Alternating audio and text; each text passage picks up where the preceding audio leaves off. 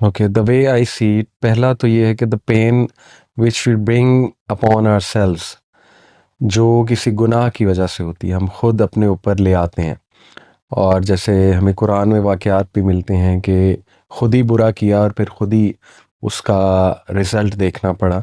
जैसे मूसा अलैहिस्सलाम, ऑल्दो उनसे एक मिस्टेक तो नहीं कहेंगे इसको, बस अनजाने में बंदा जो कत्ल हो गया था, दैन ही मेड दिस दुआ रब्बी इन्नी ज़लमतु नफ्सी फ़ग़फ़िर ली। तो मूसा इस्लाम की इस कॉन्टेक्स्ट में नहीं मिसाल दे रहा कि अल्लाह माफ़ करे, उन्होंने कोई गुनाह किया, just giving you example of the दुआ कि मैंने अपने नफ्स पे जुल्म किया, जैसे हज़रत आदम किया, रब्बना ज़लमना अनफुसना। Yeah. तो the first kind of pain is which we bring upon ourselves because of a sin we commit, because of not following the orders of Allah subhanahu wa ta'ala, disobedience of Allah subhanahu wa ta'ala, उसकी pen आएगी। वमन आरज़ा अन ज़िक्री फ़इन्ना लहू मईशतन ज़न्का, जो कोई भी मेरी वही से आराज करेगा, इंस्ट्रक्शन से, they will have a depressed life, they will have a difficult life. तो वो पेन आएगी और वो आनी चाहिए। वो नफ्स लवामा आपको अलार्म बजा रहा है कि you should take the pain of it, right. दूसरी pain, the way I see it, is the pain which others give you, यानी कि अदर्स में से hurtful words to you, others may treat you badly, others may bully you or maybe deceive you. जैसे we all go through such pain in life.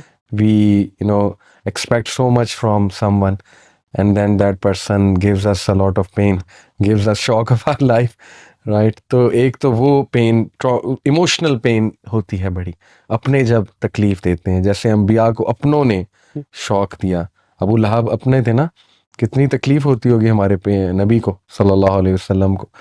और तीसरी type of pain, dimension of pain, I think is the जो किसी circumstance की वजह से आ जाती है। यानी मिसाल के तौर पे को फाइनेंशियल लॉस हो गया है, तो you will go through some pain, obviously emotional trauma, pain, depression वगैरह वगैरह।